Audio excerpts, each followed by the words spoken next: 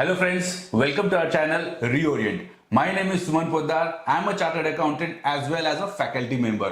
आज हम लोग डिस्कस करेंगे reverse charge mechanism under GST के बारे में. आइए देखते हैं. What we will learn from this video. What is reverse charge mechanism under GST? Some common RCM areas used in day-to-day business. Accounting entries for reverse charge mechanism. Extract of GSTR 3B जहां पे हम लोग को RCM का details fill up करने पड़ते हैं. What do you mean by reverse charge mechanism? Reverse charge mechanism है क्या? जनरली जो सर्विस प्रोवाइडर होता है वो जीएसटी का पेमेंट करता है गवर्नमेंट को, बट इन सम केसेस जहां पे आरसीएम एप्लीकेबल है वहां पे सर्विस प्रोवाइडर नहीं, सर्विस रिसीवर जीएसटी का पेमेंट करता है. लायबिलिटी किसका है? सर्विस रिसीवर का. Generally, the GST liability arises on the person who is providing the services. But when the liability of payment of GST is not on the service provider, but it is on the person who is receiving the service, it is known as reverse charge under GST. Let us understand from an example. Mr. A और एक Mr. B था. Mr. A एक contractor है and Mr. B एक lawyer है. Mr. A ने service provide किया XYZ लिमिटेड को. उसने अपना इनवॉइस इसको इशू किया plus 18% GST because liability of GST is with Mister A. GST का पेमेंट मिस्टर ए ने किया एंड XYZ ने मिस्टर ए को विद जीएसटी पेमेंट कर दिया, उसका invoice value and input claim कर लिया. Now in case of Mister B क्या है? लॉयर है.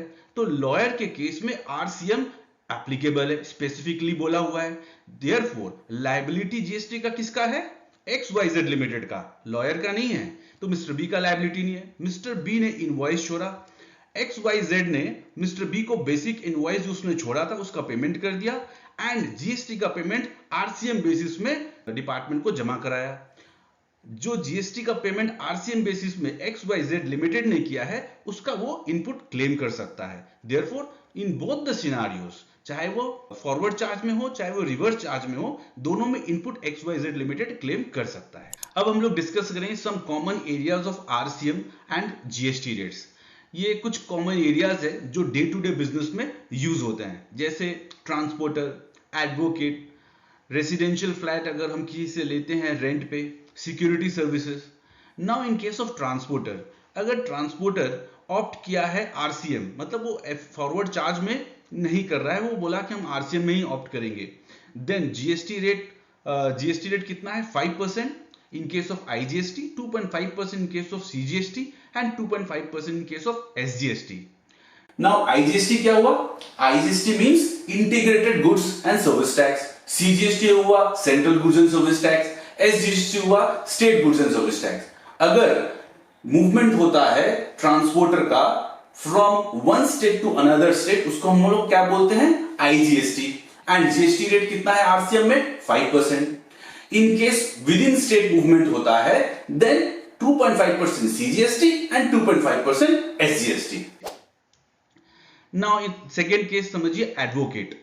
सेम आरसीएम में स्पेसिफिकली बोला क्या है कि एडवोकेट के केस में आरसीएम होगा. जीएसटी रेट कितना है? 18% IGST, 9% CGST and 9% SGST. Number 3, residential flat or building taken by registered person on rent. मतलब अगर कोई registered person, GST registered person rent में लेता है residential flat, then RCM basis में उसको जीएसटी जमा कराना है. कितना है? 18% IGST, 9% CGST and 9% SGST. Now security services provided to a registered person and provided by any person other than body corporate, that is other than company LLP. मतलब क्या हुआ?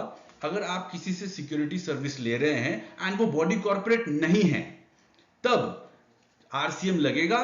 कितना लगेगा? 18% आईजीएसटी, 9% सीजीएसटी एंड 9% एसजीएसटी. अब हम देखते हैं accounting entry for RCM. Accounting entry हम अपने बुक्स में कैसे करें? Suppose XYZ Limited received a bill from an advocate Mr. A amounting to rupees 1 lakh. Then accounting entries in the books of XYZ will be as follows. क्या होगा? Legal expenses account debit 1 lakh रुपया, RCM input CGST account debit 9,000 रुपया, that is 9%, RCM input SGST account debit 9,000 रुपया, to mister A 90,000 क्यों? TDS भी काटे हैं ना 10%, अंडर सेक्शन 194J टीडीएस काटेगा। And RCM output CGST 9,000, RCM output SGST 9,000। RCM output में भी है, इनपुट में भी है। तो क्वेश्चंस बहुत जन के हो सकते हैं अराइज मन में, ये दोनों जगह क्यों किया, डेबिट और क्रेडिट में? बिकॉज आरसीएम अगर आप पेमेंट करते हैं आप उसका इनपुट क्लेम कर सकते हैं। एक्सट्रैक्ट ऑफ जीएसटीआर 3B देखते हैं। मतलब जीएसटीआर 3B जब हम लोग रिटर्न फाइल करने जाते हैं तो आरसीएम का डिटेल्स कहां पे भरना है?